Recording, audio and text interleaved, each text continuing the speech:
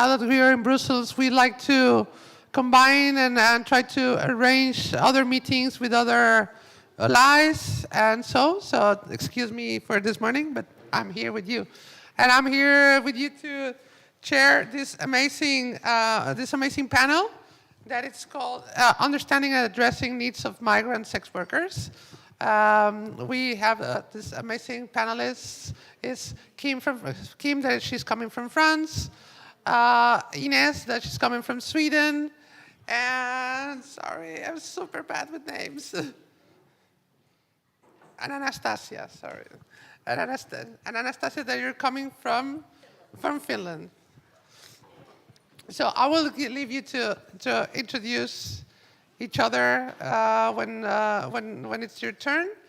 But as you know, many of us sex workers, and basically in this part of the world, we are migrants. In fact, that overrepresentation that is calculated around the 80% of the total is usually used or misunderstood, that we are 80% of victims of trafficking. So, no, because for many people, we cannot, it's impossible, that these women that come from abroad are not somehow obligated. But we are obligated by capitalism to work, of course. And this overrepresentation on sex work in Europe has also different repercussions legally, repercussions on the access to health, the access to housing, the access to basically the basic human rights. So we are going to give an overview around this in this panel. And of course, I propose solutions, good practices, and share our knowledge on this field. Thank you to our amazing panelists. So I'm going to give the floor to you, so not spend more time. So if you want to introduce yourself, like a quick round of introduction, introduce yourself, what do you do, where you come from, and a little bit from yourself, so we cannot you. Sure. My name is Olivia. I'm originally from Austria, but I'm currently finishing my master's in social anthropology at the University of Oslo, and I've conducted research on migrant sex workers' healthcare to migrant sex workers' access to healthcare in Malta, that I'm going to talk about a bit soon. Hi, I'm Kim. I'm originally from the Philippines. I work in our organization in Paris, France. Our organization is actually, it's an LGBTQ plus organization, but dominantly we work for trans and sex workers. My name is Ines Anttila. My pronoun is she. And today I will be presenting my master's thesis, which is named Keeping Up with the Transition, as a reference to Keeping Up with the Kardashians. Sex for compensation and women with asylum and transgender experiences in Sweden. Thank you. Hi everyone, my name is Anastacia, or Anastacia, I don't mind. My pronouns are she and her. I am from Helsinki University. I'm a postdoc at the moment, and today I will be talking about my my PhD thesis about Russian-speaking sex workers in Finland. Thank you. Amazing, thank you very much. Before we start, did someone left these glasses? Like, we're not going to give more wine, huh? People, you're forgetting all the stuff around. No? Well, it's with me if I will tell about. So if you want, now that we have the presentation of like Ines' presentation, can you start presenting? Thank you.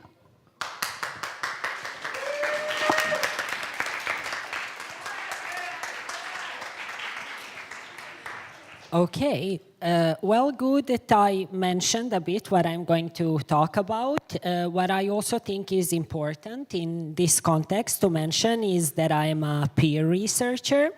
I am a sociologist, and this is a thesis that I submitted at Lund University in Sweden.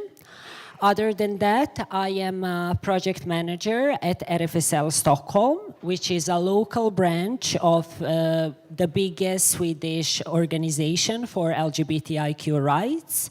And there I'm working with two projects. One of them is Sexperterna Sex Work, and the other one is Sexperterna Chemsafe. And both of them are peer-related projects. And also here as a sort of thing that I have done this year, I have wrote a foreword for Nina's policy brief on the criminalization of sex buyers in the Nordic region, and it is within the Swedish version that we probably don't have right now. So in my thesis, I conceptualize sex for compensation both as a strategy and tactic of 9 women with transgender and asylum experiences in Sweden. And what is so specific about this type of sex work is that income earned from sex work, in the case of these 9 women, is used solely for gender affirmative procedures.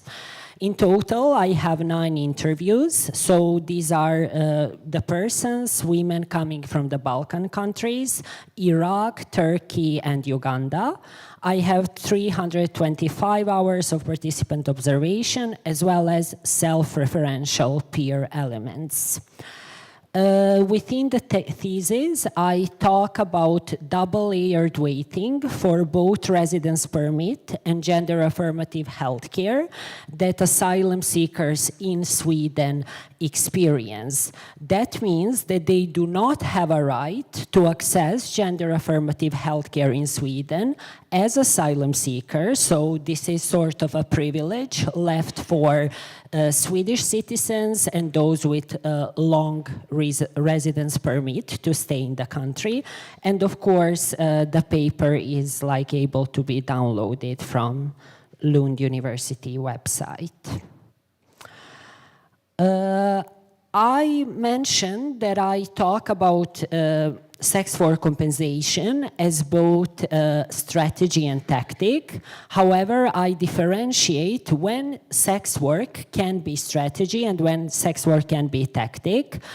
Strategy is when the sex work is a practical tool to achieve desired femininity for these women. So this is an active decision and choice-making process in their cases. On the other hand, and in many circumstances, sex work is actually a tactic where it is only a coping mechanism of these women to deal with this double-layered waiting that I mentioned. So waiting for healthcare and waiting for their residence permit. In that case, it functions as a survival instinct or trying to pass in both ways into wider society. Those waiting I categorize as waiting for becoming in relation to healthcare, becoming women they wish to become according to their standards, how that womanhood should look like. And on the other hand, waiting for belonging in terms of belonging within the Swedish society as an equal residence in this country. However, when we are talking about sex work, regardless if it is strategy and tactic, it is always affected by this condition of waiting to be recognized as both women and Swedish residents. And here I have one quote where I say that selling sex is strategic in a way of being an intentional response, as well as tactical in a way of being more instinctive reaction of their bodies and minds, like a drive for self-preservation to pass. In later text, I discuss different dimensions of sex for compensation that these women have reported. And I think that in total, I identified 4 dimensions. The first dimension is dimension of accessibility. These women feel that they are not excluded from sex work based on either their transgender identity or their migrant status. And what is important to notice is that that is the case also for persons who are living undocumented in Sweden. And in that way, sex work was the only field where they were not feeling excluded. Probably for you who have had a chance to learn a little bit more about Sweden, you can find different data that 70, 80, up to 90% of sex workers in Sweden are migrants. So many times this is somehow defined as a migrant issue, as if migrants, in this case transgender migrants, have some special talent of being sex worker. So especially in this thesis, I explain how this is just a reflection of the intersection of racism, transphobia, and discrimination that this particular group experience within other work fields in Sweden. Dimension of empowerment, a bit more positive note here. Shift from men's violence in their home countries that these women had to men's sexual objectification in Sweden. However, this sexual objectification is seen as a better alternative for these women. And in same way, we have the emergence of new economical and managerial strategies. Two-dimensional empowerment, we have a reclamation of femininity as women, but also financial stability that comes with sex work. Dimension of pleasure, this is something that we often forget, I would say, within sex work studies. These women reported experiencing sexual liberation in Sweden, as well as match with their heterosexual identities, because in their previous contexts, in many situations, they were perceived as either gay or feminine men, and now they have experienced that there are people who actually see them as women and with whom they can match in terms of the very preferences. Performing femininity through pleasure, that is how I called it. And lastly, dimension of vulnerability that they love in Sweden. Generally, this part is the only one that has been discussed in most of the research that has been done. So being paid only or being paid more if engaging in less safe sexual practices, no condom usage, abused by sex buyers, blackmail to be exposed to the Swedish Migration Agency so they can fuck up their asylum case, or that they can actually deport them if they are living without documents. However, this is not the issue of sex work, and that is what I am arguing in my thesis. Sex work can be understood only as a platform that enables this vulnerability to be realized. So sex work is a conductor, a wire, that comes from this original source of vulnerability, which is a double-layered weighting that these women are experiencing. And for my last slide, I just felt it would be good to say what is, according to this research, what are the needs of migrant sex workers in Sweden. Health first, physical and mental, not moral, ethical, and legal considerations. Adjustment of daily allowance for asylum seekers. Today, their daily allowance is around €2 if they are living in this accommodation provided by Migration Agency where they have food. If they do not, it is €6 per day. Equal terms with Swedish sex workers, no deportation in that way, but also better terms for both. Access to free gender affirmative healthcare. Inclusion in NGO initiatives in Sweden, because sex work is and has always been both queer and anti-racist issue. And lastly, decriminalization of sex work would make negotiation terms more equal between sex buyers and sellers. Thank you.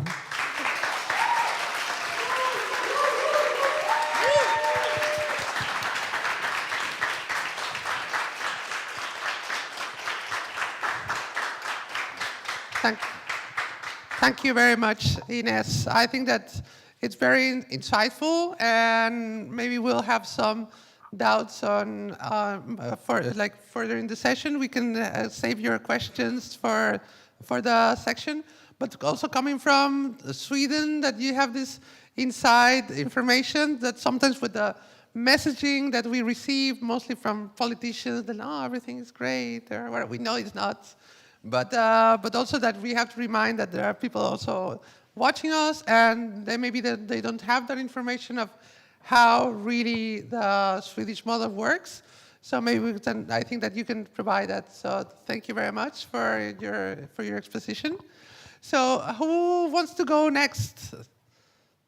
Anything that just point?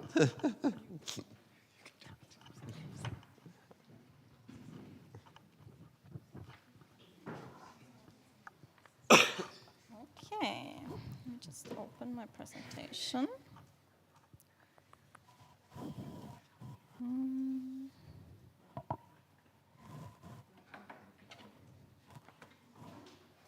Okay, I get the issue with the scrolling now. Just before we start, and while we are getting, now the collection of lost items is getting increasing. So I also have this phone that says fancy legs. Okay. And the glasses are still like lost. You know, this brown case is still with me. So if someone starts to missing, I have it. Like, honestly, we're not going to serve more wine, huh, people? You're forgetting everything everywhere. Okay, we made it. Thank you, Laszlo. Thank you. Okay, yeah. So as I said, I'm going to talk a bit about my master thesis project, which focused on the situation of migrant sex workers in Malta and their access to healthcare. So maybe to start out with a bit more about the context of the project. So it was within the context of my master's in social anthropology at the University of Oslo. And it was guided by the question, what challenges do migrant sex workers face in accessing healthcare services and knowledge in Malta? So the focus on specifically migrant sex workers kind of emerged during the planning of the project, as even though there's very limited data on Malta, predominantly it is about Maltese people, or Maltese sex workers, although it is kind of known that a lot of migrants are also involved in the industry. So I was like, okay, I wanted to specifically focus on that, particularly because migrant sex workers in Malta, they are located in a position of intersecting mechanisms of discrimination and stigma, and also as we talked about yesterday already. And yeah, so it's kind of like where the focus came from. So it was initially planned to talk to stakeholders as well as to sex workers, but for reasons of like more procedural ethics as well as difficulty of access in the field, I ended up mainly focusing on a stakeholder perspective and ended up talking to 26 local stakeholders as well as 2 additional non-local stakeholders for a bit of background. And the local stakeholders were from fields such as migration, healthcare, law enforcement, activists, people from NGOs and governmental agencies. And then the goal kind of became to figure out what services exist and what challenges these stakeholders face in providing these services, and also what other issues they identified in their work. I conducted fieldwork in 2022 from June to November with a small follow-up project in July of this year. And before I dive into my research and some of the selected results, I'm going to give you a bit of a context about Malta, because I think it's particularly relevant for the whole project. So for those that don't know, Malta is a country in the Mediterranean. It's south of Italy, north of Libya, and east of Tunisia. And it's historically, Malta has been a very Catholic country, at least in the last few centuries.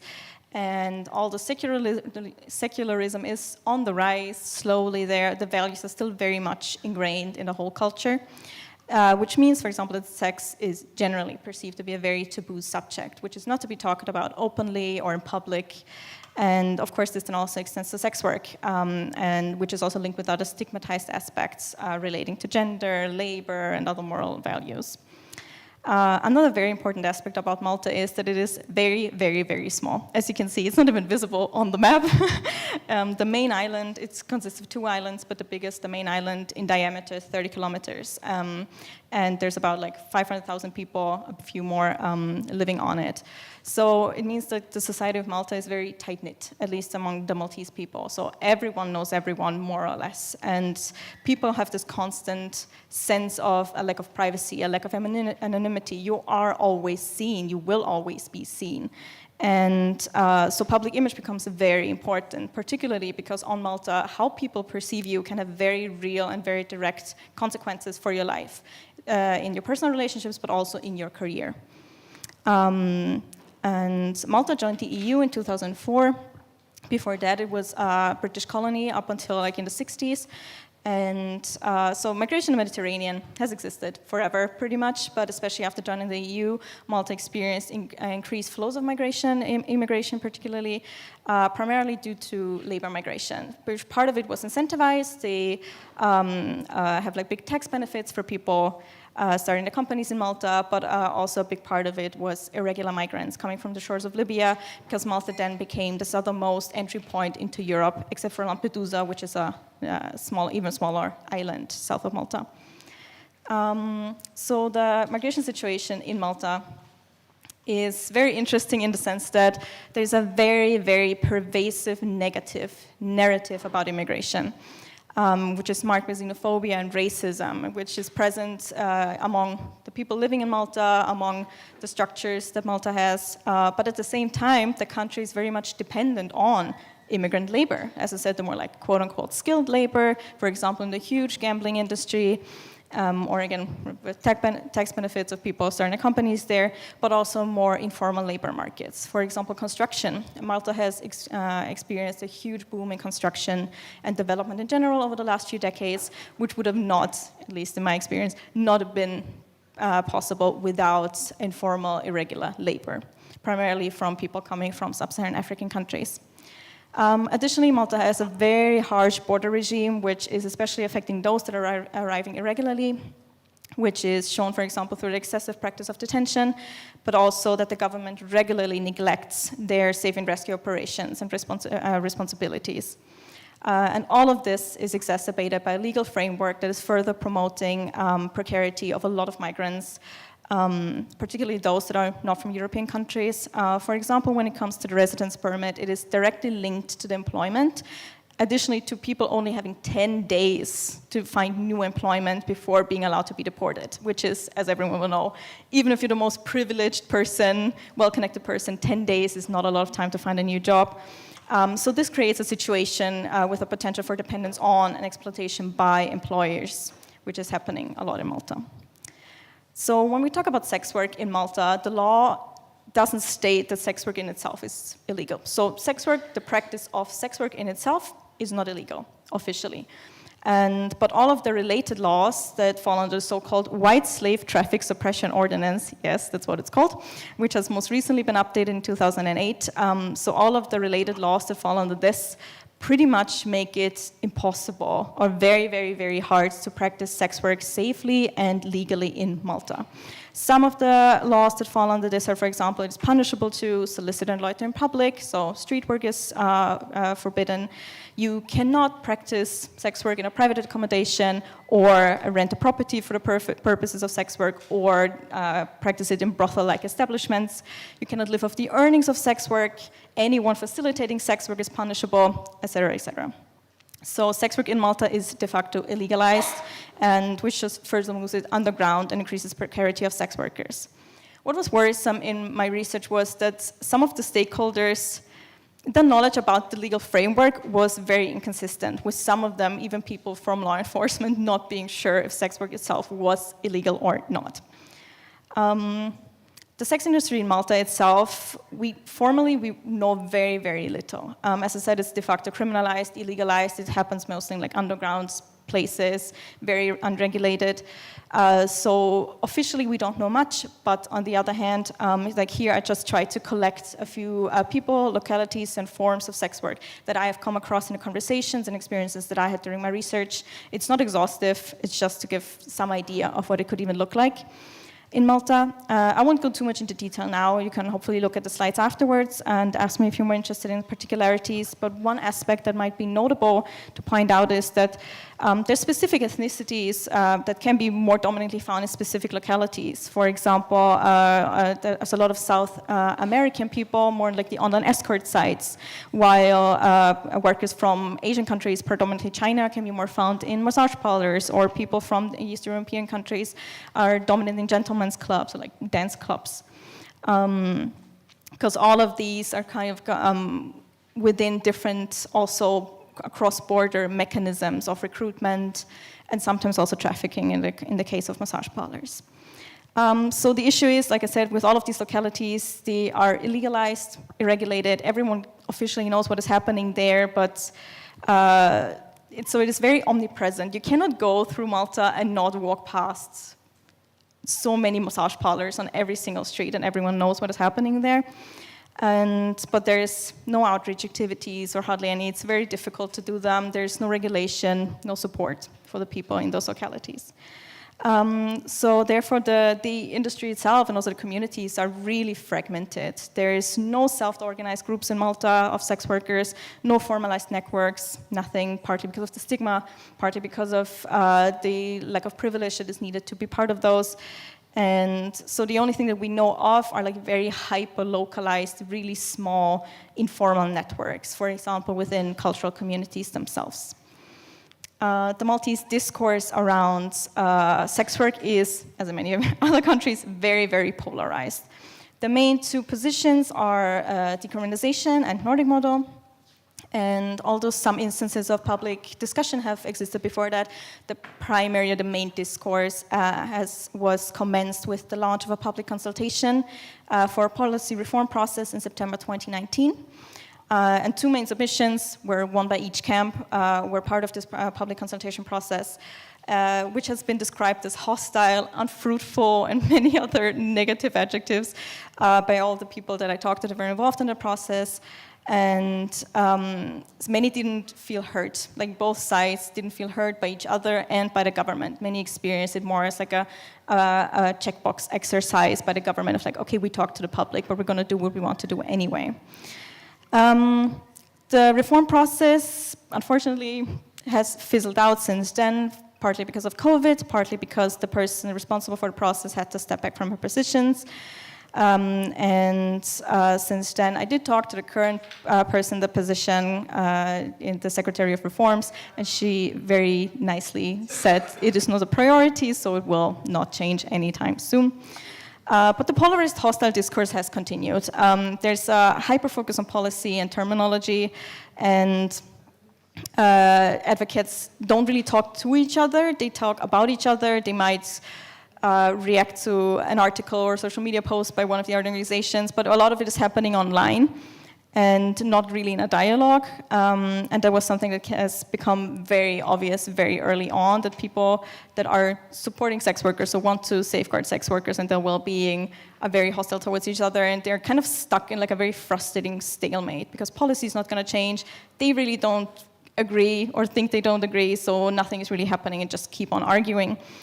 So one of the things that I did towards the end of my research, and also when I went back this year, I organized some workshops, or like tried to create a space for the people that I talk to, for stakeholders that are engaged in the discourse about sex work and or migration, to come together, talk about the issues and the challenges that they're facing in providing their services to migrant sex workers without talking about terminology and policy. And so far two workshops have happened, and both like the feedback was very positive, and it is small steps, but it has at least added something to the conversation. And two of the like more actionable solutions that have come out of those workshops was the first one we revolved a lot about cultural mediators and interpreters to create a more professionalized maybe platform where people can be shared that can be employed as interpreters, and the other one was more outreach, more information about more informal networks, and trying to engage with them more actively. Okay, so I'm just going to give a few examples of some of the barriers and challenges that have come out of the research. Again, it's important to point out these are all from a stakeholder perspective. I have not interviewed sex workers, I've not interviewed migrant sex workers, so this is all from a stakeholder perspective. And while my focus was on healthcare and healthcare services, a lot of these are also relevant for other kinds of services. So one of the main and primary issues is an immense lack of trust and faith in authorities and the government in general, by sex workers, but also by migrants in particular, which could be either because of previous bad personal experience, not knowing their own rights, and a fear of negative consequences if they make contact with authorities or who they assume to be authorities. Like, for example, getting arrested or deported. There's also been discriminatory practices within the public sector due to racist or other biased beliefs that lead to people not getting access to their rights and certain services. And those experiences, like I said, have either been experienced firsthand, shared by people that they know, or also of the media, for example, of people being turned away, not taken seriously, or even blamed for what is happening to them. So stakeholders that want to foster more trust within the communities that they try to reach should focus more on, first of all, making very clear that they're not connected to authorities if they're not. So making it very clear they're not obligated to report anyone who might be undocumented or engaged in any criminalized activities, and that their services are fully anonymous. And also just try to foster more trust within these communities, for example, through not over-promising, respecting people's agency, as well as just generally more training for stakeholders on relevant topics. A second barrier that people face, so even if they want to make use of certain services, the language barrier is a huge problem in Malta. Most services are only available in English and Maltese, the main two languages of the country. And professionals also only tend to speak those two languages. And in Malta in particular, language can be a very prevalent mechanism of exclusion. So even if you speak English, you will get very different services than if you speak Maltese. And if you speak neither of those languages or not well enough, then it's even harder, of course. And it makes it hard to convey information, and it also makes it hard for people to express themselves. So that, coupled with a diverse culturally embedded beliefs about things like health and stigma about certain things, affect not only how patients can express their thoughts and symptoms, but also foster misunderstandings between medical professionals and patients. So there's a significant need for not only interpreters, but also cultural mediators, but access to them is very difficult. Like I said, Malta is very small, and they have a very, very varied and diverse cultural migrant communities within them. So for some of the languages present, they don't have any interpreters, or mostly the case is they only have one for each language, and that one person then gets used by every stakeholder in healthcare, by the police, by NGOs and stuff like that. And as I said before, Malta in itself is already small, and the cultural communities are even smaller. So the chance that the people will know each other, that the person wanting to make use of the service and the interpreter know each other outside of this context is very high, and then makes them very hesitant to share any personal information because they're afraid of stigma outside of this context. This is also exacerbated by the fact that most interpreters have not received any proper training. So one thing that has been very important, which also was talked about in the first workshop that we did, is that there needs to be a more standardized or professionalized system for recruiting and training interpreters, as well as further training for medical staff or generally for professionals on relevant issues and cultural competence to foster understanding. Then from the stakeholder perspective, one big challenge for them is doing outreach and trying to include sex workers in their work that they're doing. It's not like they're not trying, they are, but so far no one has been really successful with it. Because like I said before, the nature of the Maltese context and the Maltese sex industry makes it very hard to conduct successful outreach activities because it is fragmented, it's very illegalized, it's very or even locations are very unknown for a lot of people engaged in sex work. Additionally to that, we need to do more research on the local context. There's very little actual data, and the studies that exist, so stakeholders primarily work on assumptions and limited personal experience, and the studies that do exist not all of them, but a lot of them exhibits sample selection bias in the sense of that they focus inclusively or include inclusively those that are already in the legal system, usually due to other criminalized activities like drug use. And because it's very hard to find people open to speak up about being engaged in sex work otherwise. So within that context, it's very crucial to bring together the existing knowledge about localities and what stakeholders know about the situation and invest into fostering relations with existing informal networks, like I said before, but also more publicly advocating for destigmatization to try to create an atmosphere that allows for more engagement of sex workers and them wanting to speak up about their experience. Last point, and then I'm done, is a lack of resources. Most services provide supporting sex workers or migrants or even just focusing on sexual health are struggling with a lack of resources, a lack of funding, being understaffed. And two of the main reasons that have come out from this, at least from the experience of the people I talked to, were first of all stigma, which means that public institutions are hesitant to fund certain projects that are within those fields, and as well as it's not politically prioritized, especially when it comes to sex or migration. It doesn't have political mileage, as one has said, because it won't give the politicians any additional votes, and migrants themselves are viewed as political non-subjects anyway. So this is also coupled with the issue in the Maltese context that there is like a very prevalent discontinuity of services due to a frequent rotation of staff. So that means there's a lot of services, collaborations, and projects are dependent on usually just one individual. So when an individual leaves an institution or just like gets promoted to another position, most of this is just discontinued, like from 1 month to the next, and it's not picked up again. And so what would be important in that context is improved knowledge management to kind of like help people taking over certain positions to not have to reinvent the wheel or have to have the same personal connections to ensure continuity of services, as well as, again, more collaboration and sharing of knowledge and resources, because there's lots of people there working on the same issues and facing the same challenges, but they're all doing it separately. So combining the forces could progress all of their endeavors at once. Thank you for your attention.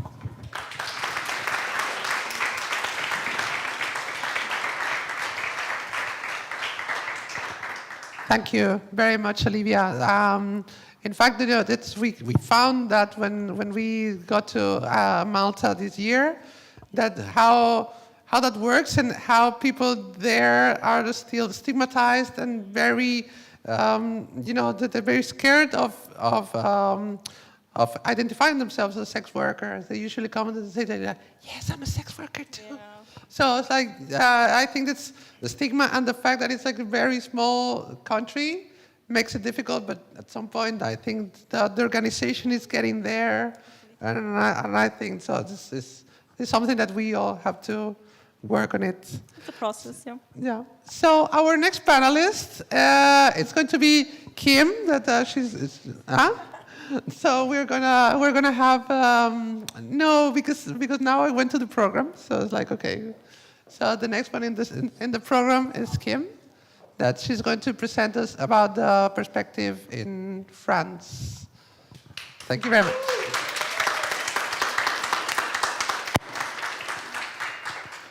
Again, good afternoon to all.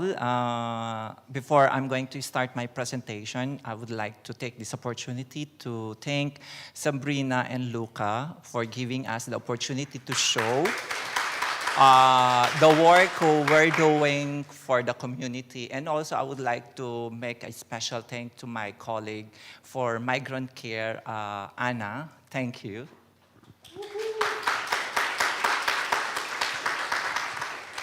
Okay, I'm Kim. I'm originally from the Philippines. I work as health mediator in the association in Paris, and the name of our association is PASTT, Prevention Action Santé Travail pour les Transgenres. Santé means health, and travail, work for the transgenders. Okay, who are we? Our mission is to fight for the rights of trans sex workers, migrants, and French, where founded in 1992 by Dr. Camille Cabral. And our populations are LGBTQ plus A, sex workers, people living with HIV and other chronic disease, single parents, senior citizens. So this is just exceptional. We have 11 employees and 18 volunteers. We have also 10 interns, medicine, and 2 psychologists, and 7 receptionists, and 1 management. And if you are interested, or maybe one day you visit Paris, you can see our address below. So you're all welcome. Yay.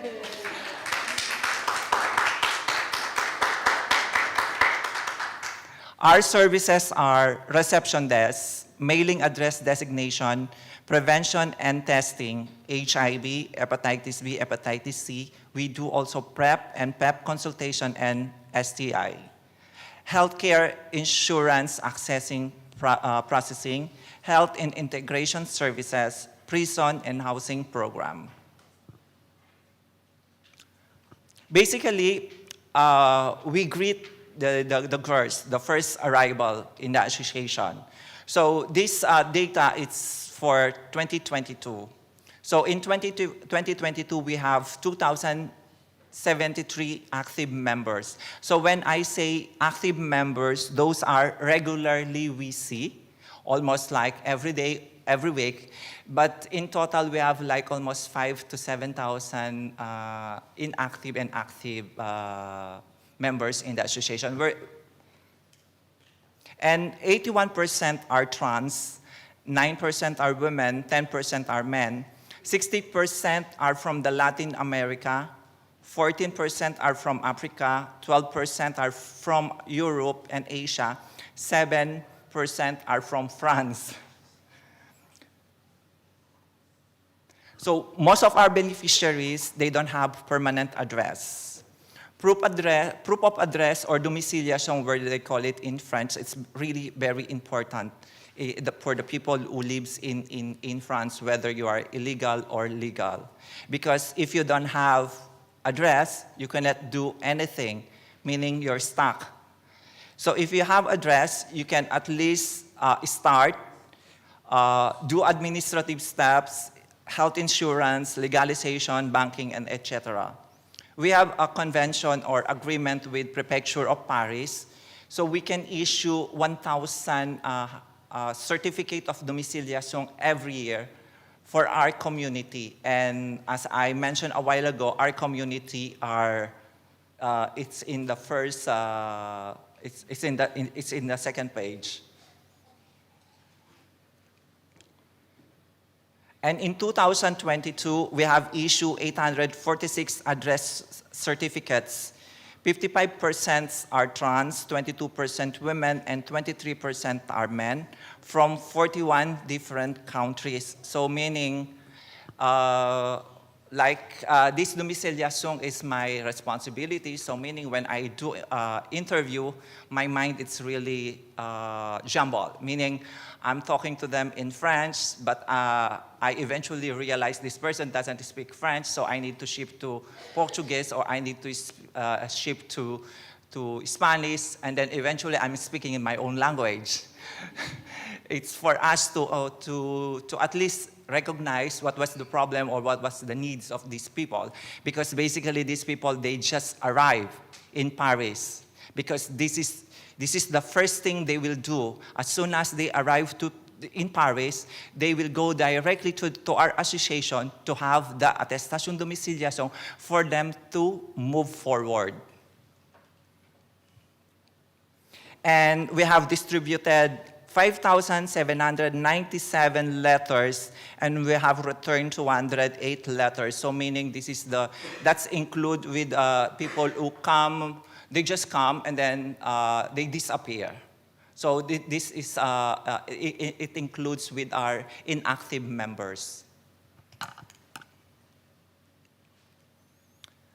Prevention.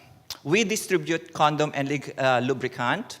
We do also rapid diagnostic tests, PrEP and PEP, bus route. This is for the prevention in the street. because we do prevention in the street. We do like, if I'm not mistaken, five times a week. Monday afternoon, Monday evening, Tuesday evening, Thursday evening, and Friday afternoon. So basically, prevention is the heart of our project. So in 2022, 34% of our beneficiaries live with HIV. 12% live with combination of hepatitis B and hepatitis C. We have distributed 11,398 condoms and lubricants, and we have conducted 689 rapid diagnostic tests in our bus. Health insurance access processing. So IMO or aid medical data, this is a basic healthcare assistance from the government for the people with low income. So they need to have a proof of presence, 3 months, if you have visa. And if you don't have visa, 6 months. Meaning, if for example, you arrive in France today and you have still visa until February, so we need to wait until your visa is finished, so we need to count another 3 months. So as soon as the migrants go to the association, we issue them the mon domiciliation and also the domiciliation. So that's the proof of presence in France. So they consider it as a proof. So from that then, we can count the day she arrived in France, but we need to finish the visa first for them to have a aid medical data or the basic healthcare in France. CSS, complémentaire solidaire santé, or complementary health funding for legal migrants with low income. Basically, if you're legal and you don't earn much, you earn a middle in the basic salary, then this is the health care provided by the government. So in 2022, we have 582 beneficiaries versus 520 in 2021.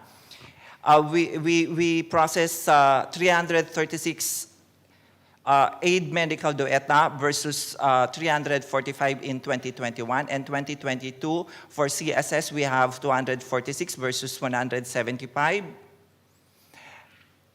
Health and integration services, social and administrative services. We provide assistance for demands in housing, legalization, gender ID change, financial assistance, and etc. And we have also health counseling. We offer information on medical and psychological matters, hormonal treatment, silicone infections, transition, addiction, and etc. We have also legal counseling. We offer information on extradition, eviction, violence, litigations, and etc. We also have a program for French language and culture and history lessons because, as I mentioned a while ago, dominantly or most of the people who come in the association are migrants, so basically they don't speak French and they don't know the history. So that's why we have this program for them to integrate in the country. And in 2022, we distributed 1,520 food packages and vouchers. We have also services in prison. We conduct weekly visits every Tuesday to offer clothing, counseling, and administrative support. In 2022, we have 18 trans beneficiaries were in prison. 12 had been liberated and 6 are still in the prison. By the way, 99% of these beneficiaries in prisons are sex workers. And we have also housing. In 2022, we have hosted a total of 12 beneficiaries in 2 apartments rented by the organization. On average, they can still until they obtain their legalizations and their health and finances become stable. We also book low-cost hotel rooms for a total of 104 beneficiaries. And that's it. Thank you so much.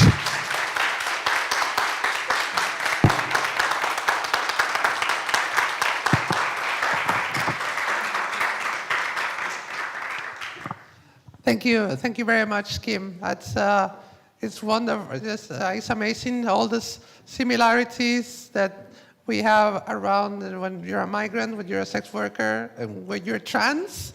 You know, there's a lot of similarities, but they're not so different as, you know, that maybe we can think that we have been this morning in this anti-homelessness network meeting, and it was around the EU, like moving EU citizens, and then you realize that depending on where you are, it's not different. You know, even the access is complicated. So we can actually, it is important that in every EU member country there is a community-based association, because yesterday when we have the panel and I find out how really difficult when you don't know where to go, there is no association, organization or person to tell you what to do. You can do this, you cannot do this, you know. So I feel that yesterday when I'm listening to all the experiences of our colleagues, I find it personally that it's really important to have organization like us.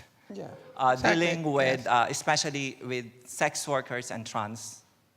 So that's it. Thank you very much.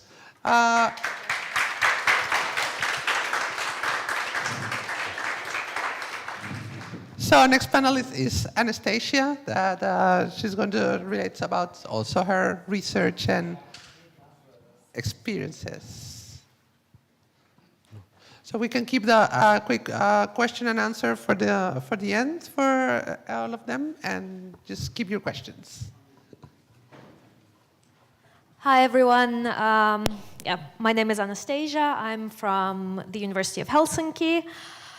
I want to thank the organizers, first of all, for having me here. It's a great honor to be here among all of you amazing people who are doing such amazing work. So thank you for having me here.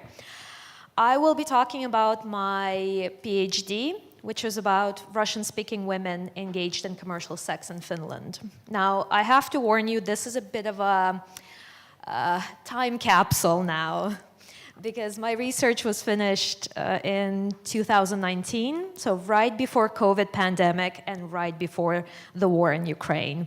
So a lot of the things have changed since then, but I think some of the conclusions that I draw may still be relevant. So I conducted interviews with key actors. Some here have called them like stakeholders. I call them key actors. These are primarily like police, NGO representatives, people who work with migration, etc. I've also done interviews with Russian-speaking women who engaged in different kinds of commercial sex in Finland. And I conducted participant observation in commercial sex venues and in an NGO.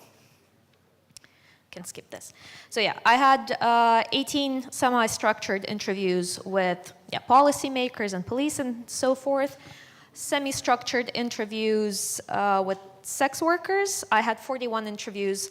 So basically I had 31 interviews initially, and then about 6 to 12 months later, anyone that I could reach again, I interviewed them again just to see how their situation has changed in a year or 6 months.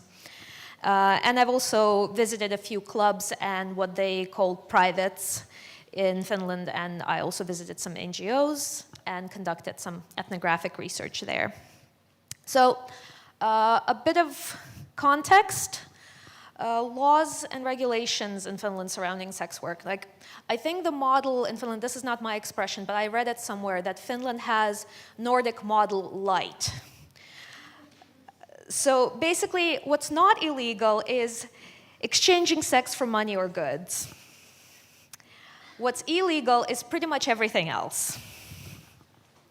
So you can't sell or buy sex in public places. You can't rent out flats or create online ads for sex workers. So accommodating sex work in any way, that's not illegal. You can't profit from the sale of sex of other people. And also you can't buy sex, so buying sex from victims of pimping or trafficking is also illegal. How you're supposed to know that, that's your problem. And also selling sex, if you're a non-EU citizen, becomes very difficult because that can be grounds for expulsion from the country. So commercial sex in Finland is quite diverse. So there's street work, there's escort, indoor, outdoor work. We don't have that much street work because of the climate compared to some other places. Erotic dancing, a lot of online work, especially now, post-pandemic, and some of the younger generation seems to prefer online work. We also have these privates, which are basically like cross between private striptease places and massage parlors. They sometimes have a little sex shop there as well. There's not a lot of data about how many sex workers there are in Finland. A lot of the data is very incomplete, but we do know that like both Finnish citizens and non-Finns sell sex in Finland. Russian speakers appeared in Finland as like a visible group of sex sellers after the fall of the Soviet Union, so around 1990s. And when I was doing research, it was still quite common to see sex workers who are Russian speakers in Finland. There's also people from Thailand. They often work in the massage parlors in Finland. In the early 2000s, there seems to have been an increase in people who come from sub-Saharan Africa via Spain very often. And when I was finishing up my research, there was a lot more people coming from Romania and Czech Republic. Now it seems that there's very few new Russian-speaking sex workers in Finland because it's really difficult to get a visa for a Russian citizen. Like EU visas are very, very hard to get. And also quite a few borders are closed. So the Finnish border now is completely closed for Russians. While before, like I think this is an important bit of context, it used to be very easy for Russian citizens to get a visa to Finland. Like you could get a tourist visa, no problem. You can take a train and be in Finland like in a couple of hours, spend a few weeks there and go back. It was very, very easy to travel. There were trains, there were buses, and the visa was very easy to get. Not so anymore. So my PhD dissertation has sort of two parts to it. There's one where I discuss the construction of the nation. So as we all know, sorry, I'm a little bit nervous. I don't know why. I'm actually quite like comfortable doing public speaking, but right now I'm feeling a bit nervous. Anyway, okay. Yes, so the female sexuality and sexuality in general, sexual politics, it's very, very important in the national project. So how the nation is constructed and imagined as an entity. Sexuality plays a huge role in that. And so one of the big aspects of the Finnish national project has been gender equality and social equality. And I'm pretty sure that everyone who is here has heard about how amazing Finland is about gender equality and how everybody's like so equal. It's insane. Like the amount of equality we have is just through the roof. So what happens when there are an abrupt appearance of visible bodies associated with commercial sex? Before 1990s, there of course was sex work in Finland, but post-collapse of the Soviet Union, we see visible foreigners doing sex work, or people who can be identified as foreigners or imagined to be foreigners. So suddenly there's this challenge to the national self-conception. Commercial sex just does not fit very seamlessly into this idea of a nation of social equality and gender equality. So there is this like existential question, like if we have gender equality, why women, and it's usually women imagined in this context, why are women selling sex to men and why are men buying sex? And if we're such a socially equal country, like why do people feel compelled to sell sex?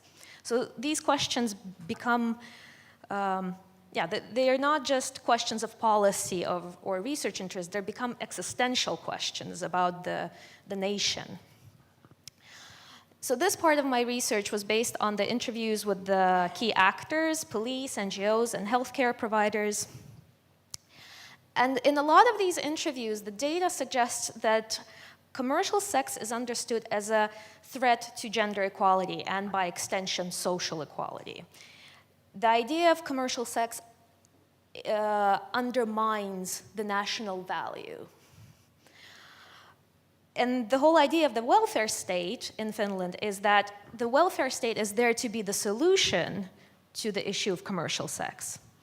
But those who engage in commercial sex are not actually seen as contributing to the welfare state, and by that logic are excluded from it. So we have a welfare state, it's supposed to make sure that nobody has to do sex work, but sex workers aren't really part of that great welfare state, and so they're not actually getting any help. So you get this like very Kafkaesque way of thinking about it and talking about it. And because there's this discursive imagining of Finland as a nation of equality, and specifically gender equality, then you have to account for sex work. And the migrant sex workers become a very useful tool to think about sex work, because they allow this national discourse to focus on them and externalize all the issues of inequality. So all these anxieties can be projected onto the foreign bodies, and the foreign bodies become the symbol of sex work. So those who engage in commercial sex are not real Finns. And Finns who are engaged in commercial sex are not real sex workers. So that way, discursively, you can purge the nation from any kind of non-normative sexuality or gender expression or poverty or any other kind of need.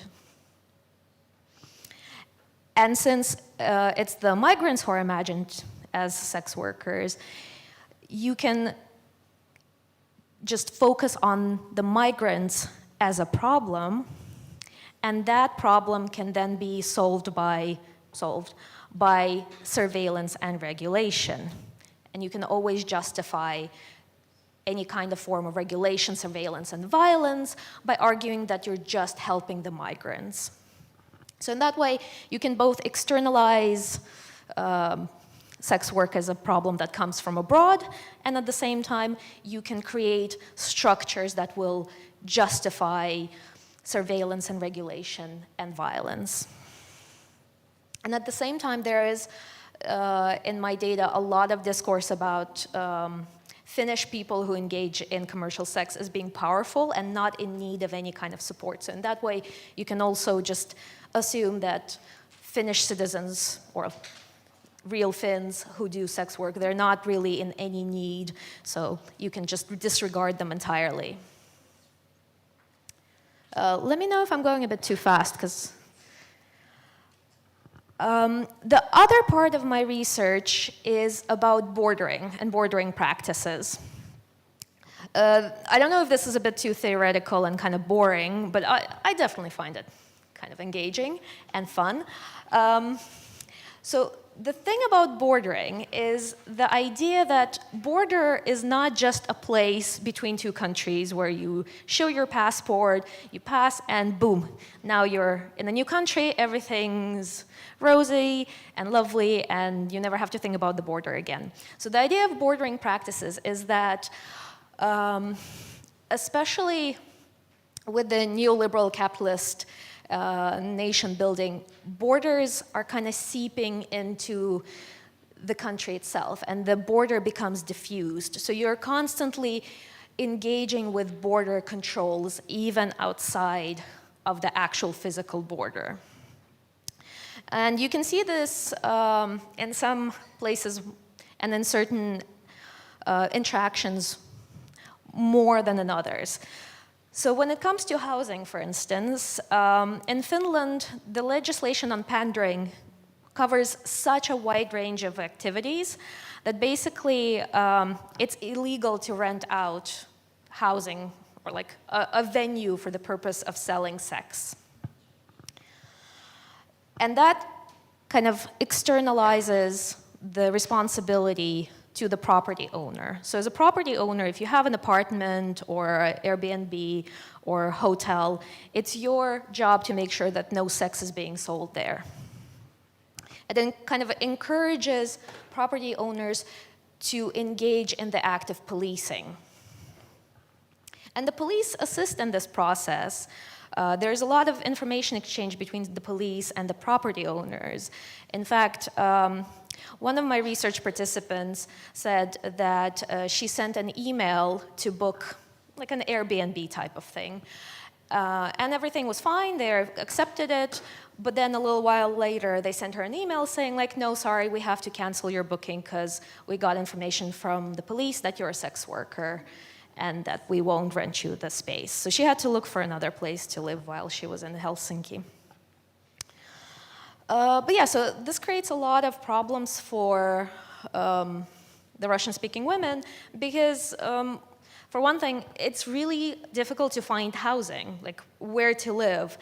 It really increases their dependence on personal networks and informal networks, which adds to the possibility that there is going to be exploitation, they're overcharged for housing, they can only rent houses or apartments from people who are kind of doing something a bit shady to begin with, they don't really feel like they can complain, and a lot of the participants feel like when they are in this apartment or a room in a hotel, they have to really modify their behavior. They constantly have to like worry about how they present themselves. They have to worry about how they move. They have to talk to their clients like, shh, please be quiet. Don't make any loud noises. I don't want the neighbors to find out like what's happening here. I think one of my research participants was saying that like she can't wear high heels when she's working because she's afraid that the neighbors will hear her clicking and clacking and will start wondering like, why does she wear high heels at home? So things like that. There's this sense of unfreedom even in a space where you're supposed to feel relaxed and as yourself. Banking was another issue that people talked quite a bit about. I remember yesterday panel, people talked about how they had like a designated German to go to appointments with them. Quite a few of my research participants talked about having like a designated Finn, very often a friend or a client who goes with them to the bank.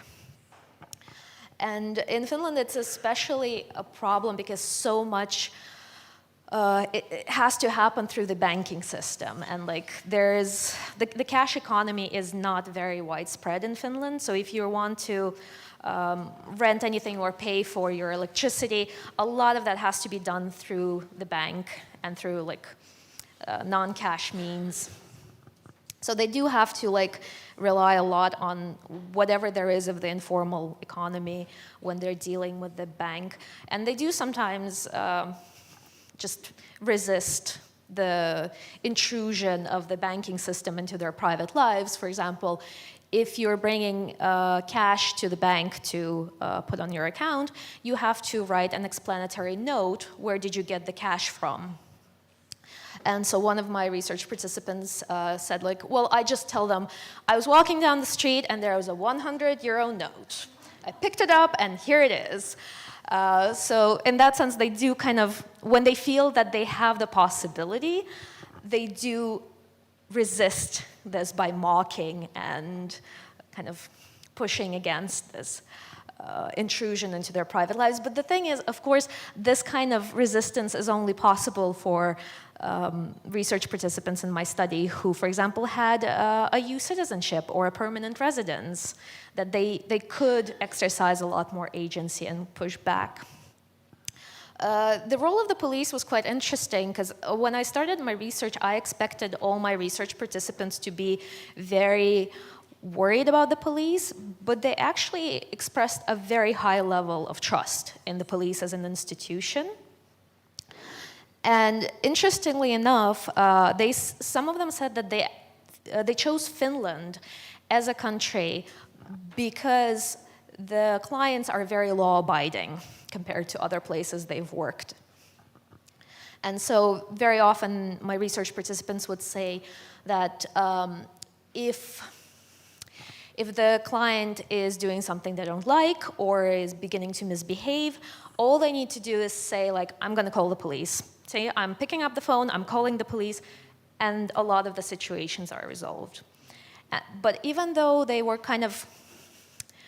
had a very high trust in the police, at the same time, they all said, like, no, I've never had encounters with the police, I would not want to. In fact, once I asked one of them, like, have you ever had an encounter with the police? And she said, like, oh no, thank God. And she actually knocked on wood because, like, God forbid it ever happens. So there is this sense of, like, yes, they're great, but they should stay as far away from me as possible. And this ambiguous role of the police is probably because of the legislation, because the sex worker in legislation kind of exists as this dual person, as a victim and perpetrator. So as a victim of trafficking and a victim of pimping, they are in fact a victim. But at the same time, the immigration legislation and the public nuisance regulations, they position the sex worker as a perpetrator. So you never know how the police is going to act towards you, like what are they going to do? And even beyond that, the result is there is a heightened state of surveillance by the police. Like, there is always a fear that the police might be watching you and recording information, and you never know where this information is going to go. There is, through this bordering practice, this specter of deportability. And this is another thing that I talk about in my PhD. The idea that as a migrant, that there's always this, not necessarily fear, but like I say, specter of deportability. Because as a sex worker, as a Russian-speaking sex worker, you are always imagined by the police, by the officials, as a migrant. Like, even if you're a citizen, even if you've lived in Finland your whole life, even if you have all the documents, you speak Finnish, everything, you are still seen as a migrant. And as a migrant, there is a lot more surveillance and a lot more attention being paid to you. So what a lot of the participants felt was stifling to them was not necessarily particular laws or particular regulations, but the sense that they're always being watched, that even though they have to be very public in order to find clients, they have to be visible to their potential clients, they have to live their lives in Finland trying to avoid the gaze of the state. Like, the gaze of the state is always somewhere close by, and they felt like it is essential for them to avoid that because they never knew where the information would go to. Even if the interaction is perfectly fine, nobody does anything, nobody like yells at them, nobody does anything bad to them, there's still fear, like, where is the information going to go to? Is this going to affect their future job opportunities? Is this going to affect their visas? Or is this going to affect their ability to have custody of their children? And so the surveillance, this bordering practice creates the surveillance and exclusion. So in conclusion,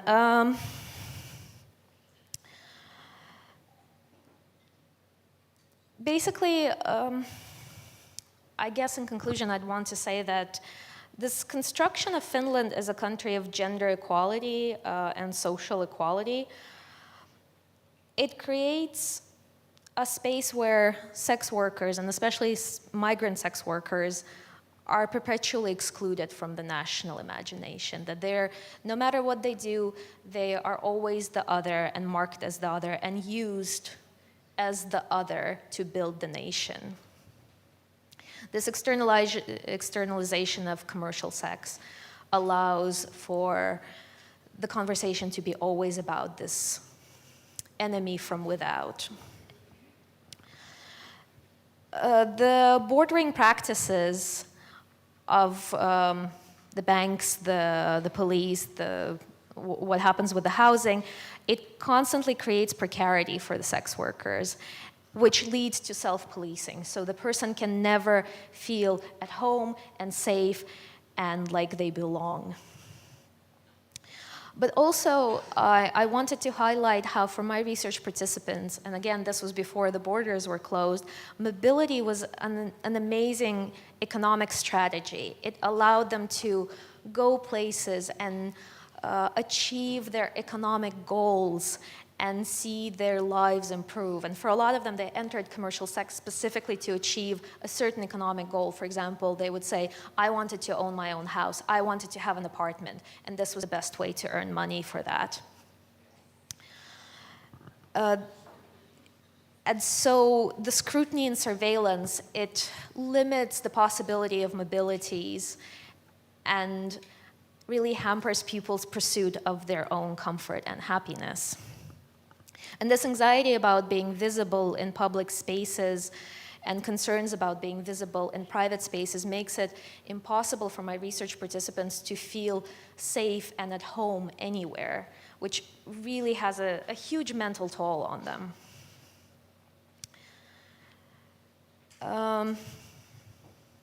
As others have mentioned, I didn't have time to talk about this today, but because commercial sex isn't seen as work, as legitimate work, they disappear as workers and they lack any kind of work protections.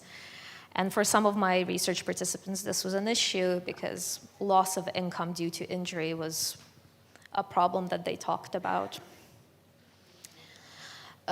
So I guess in conclusion, for the research participants, at least in my research, and I'd love to hear if this is something that you think is true or semi-true in other contexts, there was no separation for them between the public and private spaces because the surveillance and the regulation and the exclusionary arm of the state kind of always reached them wherever they were in Finland. And the only way they could escape was to go back to Russia, where they could be hidden, but they couldn't really pursue their economic goals there. So that was something that people felt very strongly about. Thank you so much. Thank you so much, Anastacia. Thank you so much.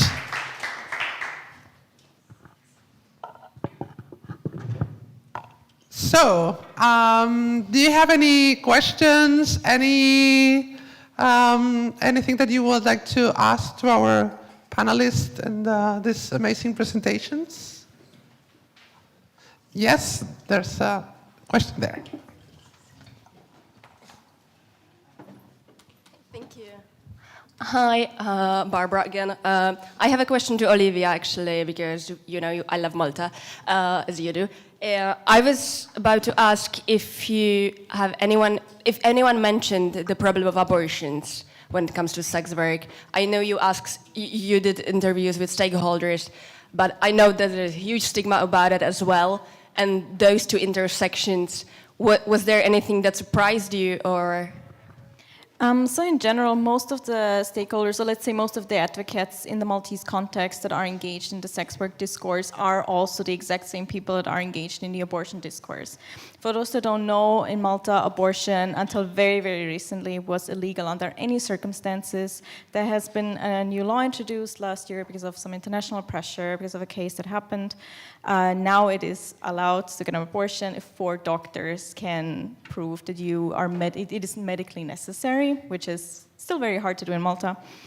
But within the conversations that I had, of course, because of that, it was always a very present thing, abortion as well, but never necessarily in the context of sex work, because I think most just don't know. Like I said, we know very little about the situation of most of the people engaged in sex work. There's one organization in Malta that is specifically working with people in the sex industry, the organization itself is church affiliated, and they do a lot of the outreach activities in prison. So for those that have been in prison mainly for drug abuse, reasons. And so I volunteered with them. I didn't include it in my research because I was there as a volunteer primarily, not as a researcher. But in that context, it was not necessarily talked about in that way because they're, like all of their service users are Maltese. And as I said before, Malta is still a very Catholic country. And even a lot of the Maltese people would not want, not all of them, but many don't want to get an abortion or feel like it's not an option because of the stigma that they would experience within their own families because of it.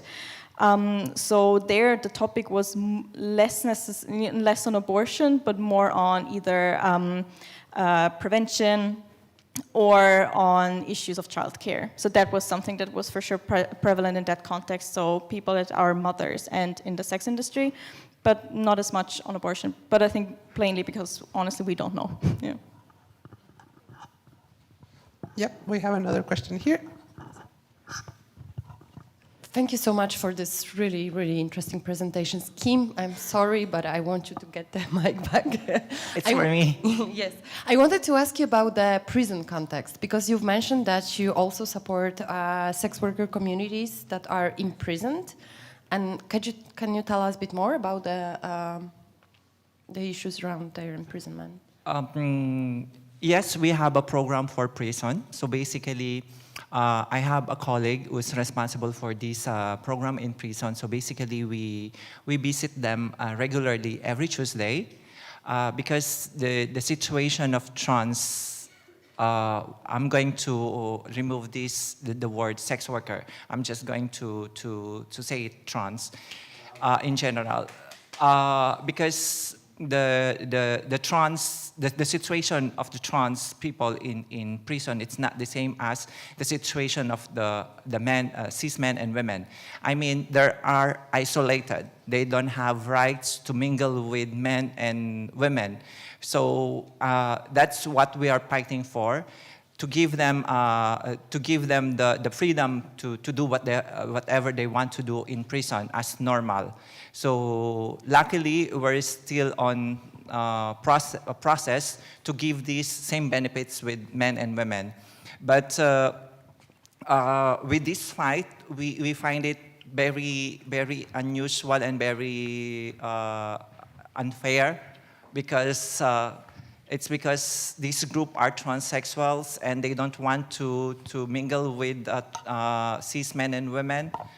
So that's the reason we're asking the government to give at least same rights. If they can go doing their sports, they can do their work, at least give the same rights with trans.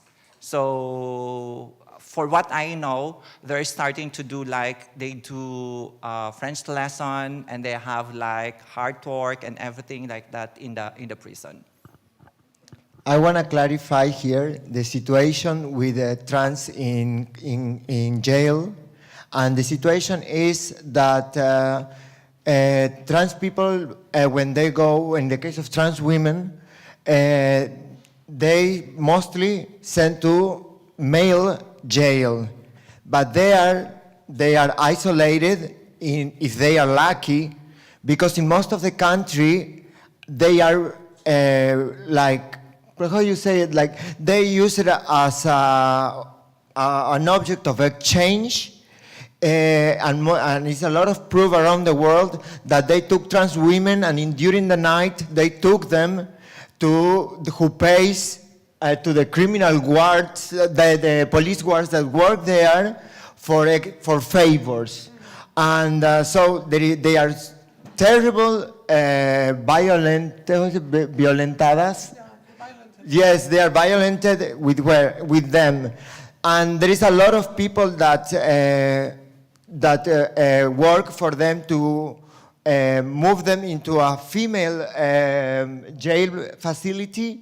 But they say that then we will fuck the women's inside. This is the word, it's crazy. So this is why in most of the countries they choose to isolate us. So I wanted to make it clear in the context. Yes, it's true. It's also for the protection of the trans. And actually, for what I know, they can if the trans legally, I mean, when I say legally, in your passport, it's written female, then maybe they can put it you with the female. But if it is in your passport, it's still written male, so definitely they will isolate you. I think it's also for security purposes. Another question here? Thank you very much for all of your 4 presentations. They were really, really enriching and really brilliant. Thank you. So my question, actually, it's in the same discussion around prison, because, so it's for Kim. So what I see a lot, especially in the French context, is that a lot of migrant trans sex workers go to prison because sometimes they might just like help a friend and being considered as a pimp, right? And I'm not sure if this is the context of like other countries too, but in France, the anti-pimping law, it's quite restrictive, and it makes me think a little bit of my research, because a lot of the victimization discourse goes around cis women, while the trans sex workers will be seen as a menace, as a how do you say menace? As a threat, sorry, as a threat, as a threat. And this is just a hypothesis. I think that maybe that's why they are so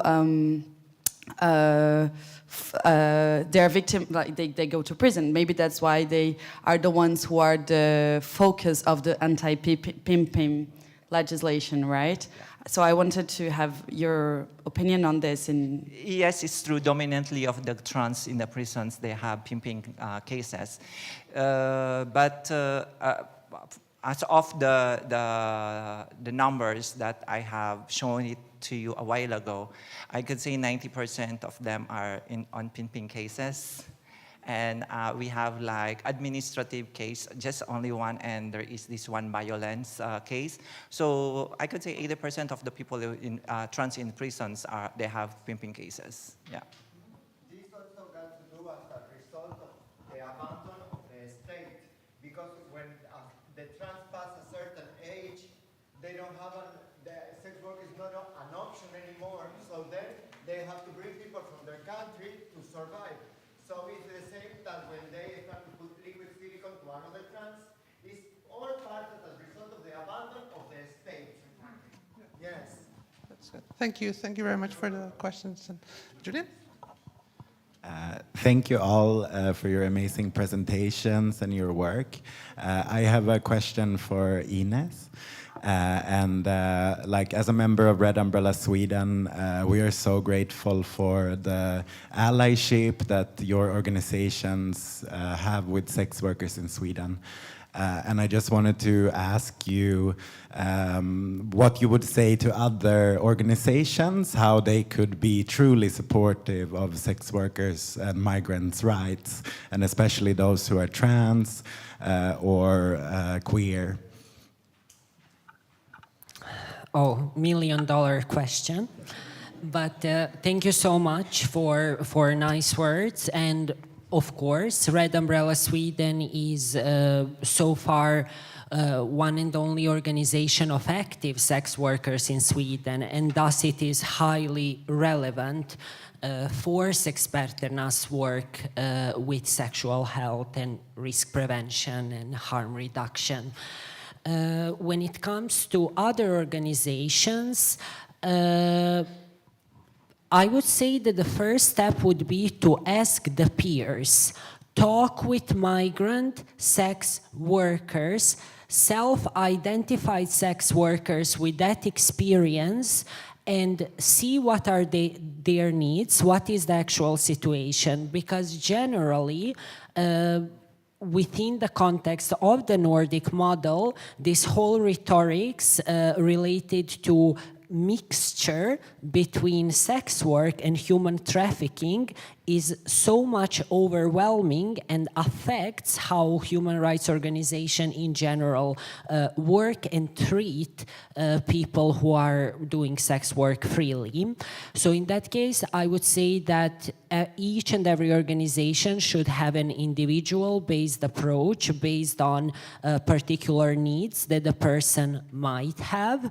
When it comes to migrant sex workers, so far, the needs are sort of universal. However, I would say there is like this additional dimension that we have in Sweden with the Nordic model in relation, for example, to Belgium, where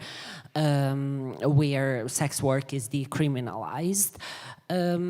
What I would like to add also is that it is important to remember that like listening to migrant sex workers actually means also taking care of the public health in that way, and that is something that leads us within work within Sexperterna.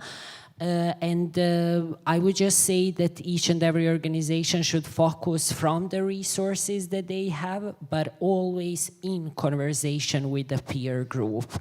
Unfortunately, they are not asked in many situations for their own opinions and needs. So we're reaching the end of the panel. That we started late, and I wanted to compensate, but we're getting later. It's been a fantastic conversation, and I'm going to leave only one last question here, and we have to end. Mine's very small. So exactly. Oh, okay. Very short. Okay. So I was chatting with PG, and this question's for Kim. Thank you all, by the way, stellar. The question to you is, you mentioned something about teaching sex workers the history of France. Is that for the residency permit, or was that... Sorry, I don't understand. You mentioned something in your presentation about teaching sex workers the history of France? French language? Language, but was there... Yeah, that was the French language. Language, but not the history of France for any particular... No. Okay, we no, must because, have missed... because I mentioned we have a program for French language. So because most of our beneficiaries came from Latin Americas, so they don't know the language. So, in France, if you don't speak French, you cannot, you're always besides, and I mean, you're always with the help of our organization like us. Like, for example, dealing with the banks, in processing a health card, or just to have an appointment for the doctor. So you need an interpreter. So that's why we have this program for them to at least learn basic French. So. Okay. It's part. It's part of the program. Yeah, it's part of the program. French language, culture, and the history. Also the French. Yeah. Sorry.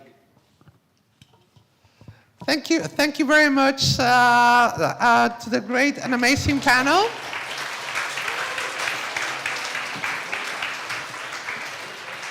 I think that there were a lot of questions around, and I had some of my own, but we ran out of time. But of course, you have them here, and you can ask them whenever you want. Thank you very much, and let's go for a small coffee break, and we will come back for the next session. The next session is not going to be streamed because it has some topics, it's like special topics. So goodbye to the people in the internet. Thank you very much. See you tomorrow, and see you in a while. We come back at 4:35. 4:35.